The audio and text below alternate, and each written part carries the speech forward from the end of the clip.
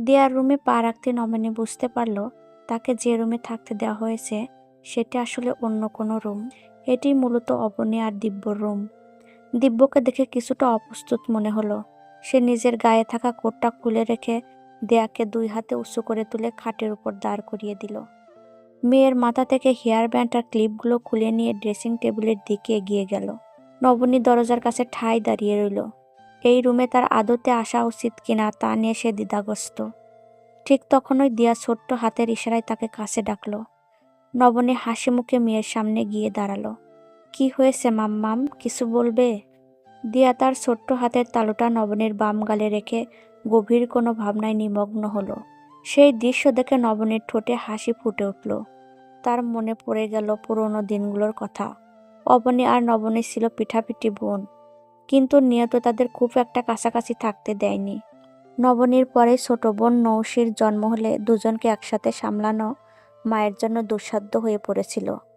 অবনী তখন কিছুটা বড়, মায়ের কাজে সাহায্য করতে পারে, তাই তাকে রেখে নবনীকে পাঠিয়ে দেওয়া হয়েছিল নানা বাড়িতে। সেখানে নানা নানির স্নেহে বড় হয়েছে সে। আশ্চর্যের বিষয় হলো, দিয়াকে দেখলেই নবনীর বারবার অবনীর প্রতিচ্ছবি চোখে পড়ে। বুকের ভেতরটা তীব্র যন্ত্রণায় মুচড়ে উঠছে। এটা কি কেবলই রক্তের টান, নাকি মৃত বোনের প্রতি জমিয়ে রাখা একরাশ অব্যক্ত ভালোবাসা? তা নবনী জানে না। তবে বোনকে যে সে কতটা ভালোবাসতো তা আজ তার অনুপস্থিতিতে হাড়ভাঙা যন্ত্রণায় টের পাচ্ছে সে। দিব্য কয়েক পা এগিয়ে এসেও মাঝপথে থমকে দাঁড়ালো। দুজনের মাঝখানে এক অদ্ভুত নীরবতা। সেই নীরবতা ভেঙে দিয়া তার আদো আদো কণ্ঠে আবদার করে বসল। তুমি কি আমাকে ড্রেস চেঞ্জ করিয়ে দেবে?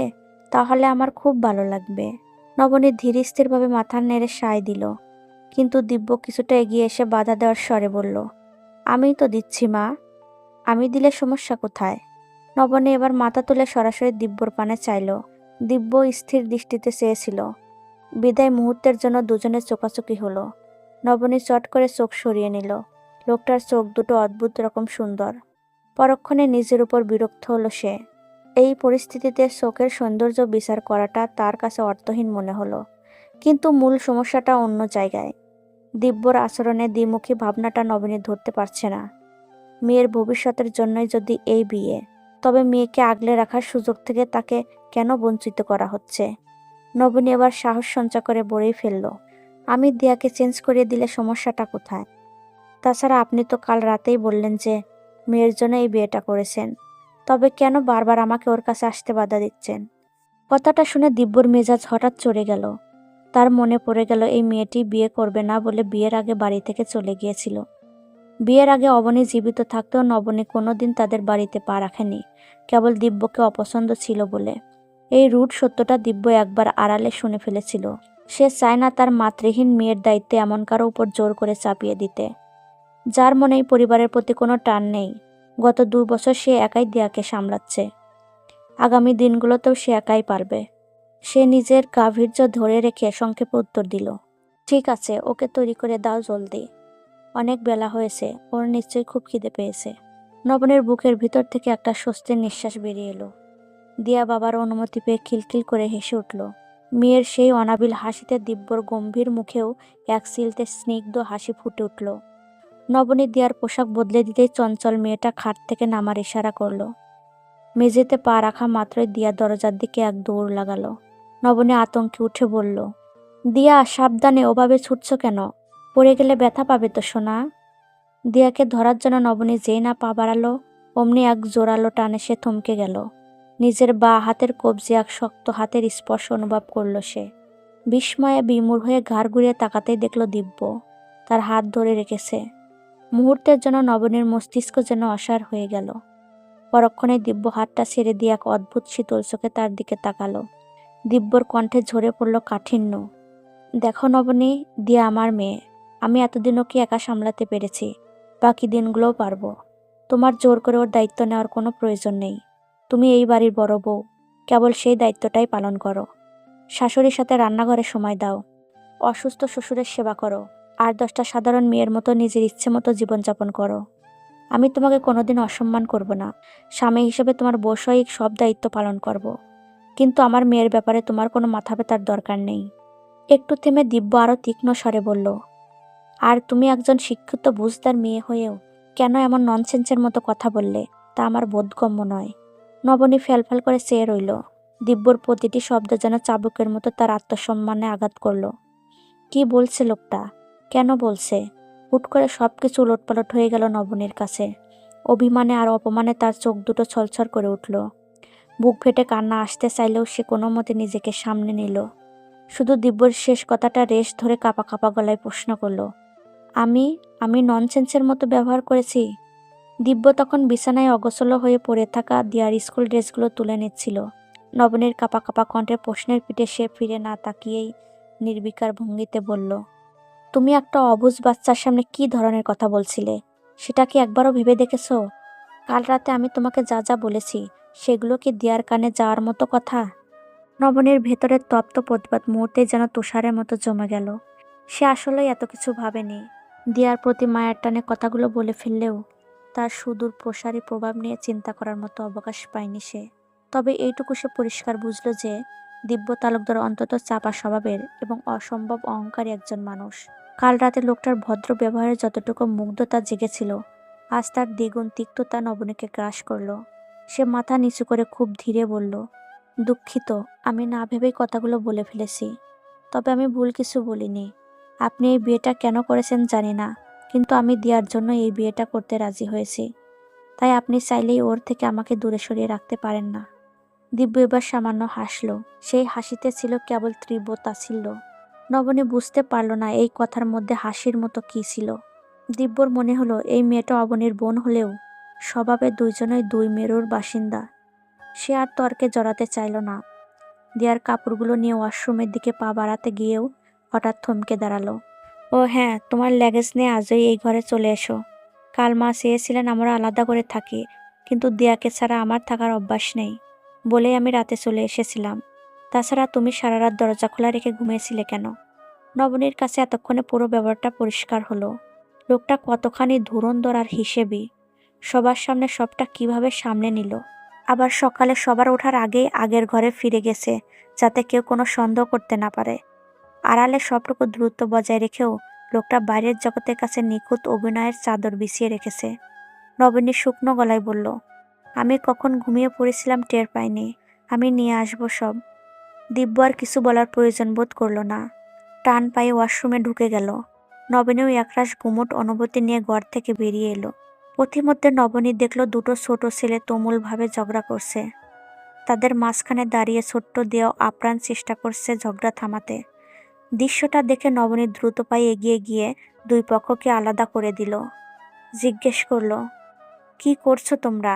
এভাবে ঝগড়া করছো কেন? নবনী খেয়াল করলো বাচ্চা দুটো হুবহু একই রকম দেখতে। নিশ্চয়ই যমজ। তাদের বয়স দিয়ার কাছাকাছি হবে। তবে এই বাড়িতে দিয়া ছাড়া আরও বাচ্চা আছে সেটা নবনীর জানা ছিল না। ঠিক তখনই ওদিক থেকে হন্তদন্ত হয়ে ছুটে এলো মৌনিতা। তাদের কাছে এসে দাঁড়িয়ে গম্ভীর মুখে প্রশ্ন করল, তোমরা দুইজন কি আবার ঝগড়া শুরু করেছো? আজকের ঝগড়াটা কি নিয়ে শুনি? ইভান কান্না ভেজা গলায় অভিযোগের সুরে বলল, দেখো না মাম্মি, সব দোষ এই ইহানের। ও আমাকে আগে মেরেছে। তোমার বিশ্বাস না হলে দিয়াকে জিজ্ঞেস করে দেখো। পাশে দাঁড়িয়ে থাকা দিয়ার সাথে সাথে সায় দিয়ে বলল, হ্যাঁ ছোট চাচি, ইভান একদম ঠিক বলেছে। ইহান কিন্তু দমে যাওয়ার পাত্র নয়। দিয়া যে ইভানের পক্ষ নেবে সেটা তার কাছে নতুন কিছু নয়। এই বাড়িতে দিয়া আর ইভান সবসময় এক দলে থাকে। যদিও ইহান জানে সেই আগে হাত তুলেছে, তবুও নিজের দোষ ঢাকতে সে নিরীহ মুখ করে বলল, দিয়া মিথ্যা বলছে মাম্মি। তুমি তো জানো ওরা দুজন ফ্রেন্ড, তাই মিলেমিশে আমাকে ফাঁসাতে চাইছে। মৌনিতা এবার ধমকে উঠল, একদম মিথ্যা বলবে না ইহান। তোমাকে কতবার বারণ করেছি বড় ভাইয়ের গায়ে হাত তুলবে না, তবুও তুমি ওকে মেরেছ। ইহান তরাক করে উত্তর দিল, মাত্র 5 মিনিটের বড়, এটা আবার বড় হয় কি করে? আমি ওসব মানি না। ছেলের যুক্তির কাছে মৌনিতা হার মেনে এক গভীর দীর্ঘশ্বাস ফেলল। মৌনিতাকে আর কিছু বলার সুযোগ না দিয়ে ইহান উল্কার বেগে ওখান থেকে পালিয়ে গেল। মৌনিতা চেঁচিয়ে বলল, একবার ধরতে পারি তারপর মজা বুঝাবো, বদমাইশ কোথাকার। বাচ্চাদের এই খুনসুটি দেখে নবনীর ঠোঁটের কোণে এক চিলতে হাসি ফুটে উঠল। মৌনিতা অসহায় মুখে বলল, তুমি হাসছো নবনী? এই ছেলেটা যে কি পরিমাণ দুষ্ট হয়েছে বলে বোঝাতে পারবো না। এদের দুজনকে সামলাতে গিয়ে আমার পাগল হওয়ার উপক্রম। নবনী বলল, বাচ্চারা তো একটু দুষ্টামি করবেই, কিন্তু আমি ওদের আগে দেখিনি কেন? মৌনিতা মৃদু হেসে উত্তর দিল, আসলে তুমি তো কাল অনেক রাতে এলে, ওরা ততক্ষণে ঘুমিয়ে পড়েছিল। আর আজ সকালে তুমি ওঠার আগে ওরা স্কুলে চলে গিয়েছিল। ওরা যমজ, ইহান আর ইভান, দিয়ার থেকে 1 বছরের বড়। ভালো কথা নবনী, চলো নিচে চলো, সবার খাওয়ার সময় হয়ে গেছে। নবনী মাথা নেড়ে সায় দিল, আমি নিচেই যাচ্ছিলাম, চলুন। মৌনিতা একটু উত্তেজিত করে হেসে বলল, তুমি আমাকে তুমি করেই বলো, মৌনিতা ডাকলেই হবে। নবনী সহজভাবে মাথা নেড়ে বলল, আচ্ছা চলো মৌনিতা। দুপুরের রোদ জানালার কাছ শুয়ে ডাইনিং টেবিলের উপর পড়ছে। আজ এই টেবিলের দৃশ্যটা অন্য দিনের চেয়ে আলাদা। সচরাচর দুপুরে বাড়ির পুরুষেরা কেউ থাকে না, কিন্তু আজ অলেখা বেগমের কড়া নির্দেশ ছিল, নতুন বউয়ের হাতের প্রথম রান্না খেতে যেন সবাই উপস্থিত থাকে। নবনী নিজের হাতে বোনা খিচুড়ি, মুসমুসে বেগুন ভাজি আর ডিম ভাজি করেছে, সেই সাথে অলেখা আর মনিতার রান্না করা হাঁসের মাংসের ভুনা। দিব্য এসে চেয়ারে বসতেই অলেখা বললেন, নবনী যাও মা, তোমার হাতের রান্না নিজ হাতে সবাইকে পরিবেশন করো। নবনী ধীর পায়ে এগিয়ে গেল, আড়ষ্ট হাতে একে একে সবার পাতে খাবার তুলে দিল সে। দিব্য আজ দিয়াকে নিজের পাশের চেয়ারে বসিয়ে নিয়েছে। সাধারণত দুপুরে অলেখাই দিয়াকে খাইয়ে দেন, কিন্তু আজ বাড়িতে থাকায় দিব্য নিজেই মেয়ের দায়িত্ব নিল। কলরব বেশ উসখুস করছে কখন থেকে, তার ভেতরে যেন কোনো অস্থির অগ্নিগিরি ফুটছে। কয়েকবার গলা পরিষ্কার করেও সে কথা বলতে পারল না। অবশেষে এক বুক সাহস সঞ্চয় করে সে হঠাৎ বলেই উঠল, খাবার আগে সবাইকে আমি একটা কথা বলতে চাই। কথাটা শোনা মাত্র দিব্যসহ বড়রা সবাই কলরবের দিকে তাকালো। কলরবের কপালে বিন্দু বিন্দু ঘাম জমছে। নার্ভাস হওয়াটাই স্বাভাবিক, সবেমাত্র এইচএসসি শেষ করে বিশ্ববিদ্যালয়ে পা রেখেছে। এক তরুণের পক্ষে নিজের বিয়ের প্রস্তাব নিজেই তোলা মোটেও সহজ কাজ নয়। তবে ভালোবাসার মানুষের প্রতি টান তার সাহসের চেয়েও বড়। অনেক কথা সে আয়নার সামনে দাঁড়িয়ে মুখস্থ করেছিল, কিন্তু সামনে বাবা, চাচা আর ভাইকে দেখে সব যেন গোলমাল হয়ে গেল। তার চুপ করে থাকা দেখে কাব্য তাড়া দিয়ে উঠল, কি রে পেঁয়াজ না মেরে চটপট বলতো, তোর জন্য সবাই খাওয়া থামিয়ে বসে আছে, সামনে আবার প্রিয় খাবার রেখে বেশিক্ষণ কিন্তু অপেক্ষা করতে পারবো না। পুরো টেবিল জুড়ে এক মুহূর্তের জন্য নীরবতা নেমে এলো। অলেখা বেগম উৎসুক চোখে তাকিয়ে রইল ছোট ছেলের দিকে।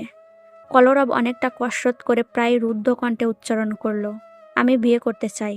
কথাটা বলে সে লজ্জায় আড়ষ্টতায় মাথা নিচু করে ফেলল। খাবার টেবিলের প্রতিটি মানুষ তখন একে অপরের মুখের দিকে তাকাচ্ছে। কলরব যদি বলতো সে কাউকে খুন করে এসেছে, তবে হয়তো সবাই সেটা অনায়াসে বিশ্বাস করে নিত, কিন্তু তার মুখে বিয়ের কথা যেন এক অসম্ভব বিষয়।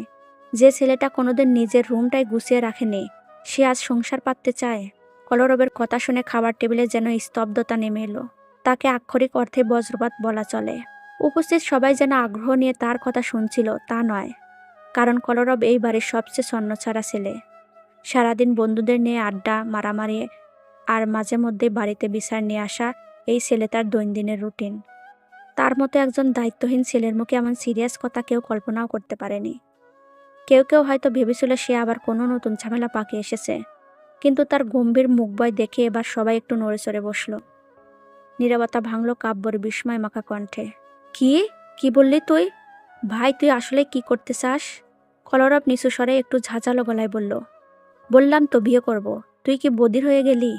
কাব্য হতভম্ব হয়ে মাথা নাড়ল। এই পরিস্থিতিতে কি বলা উচিত তা তার জানা নেই। টেবিলের একপাশে বসেছিল আরশাদ তালুকদার।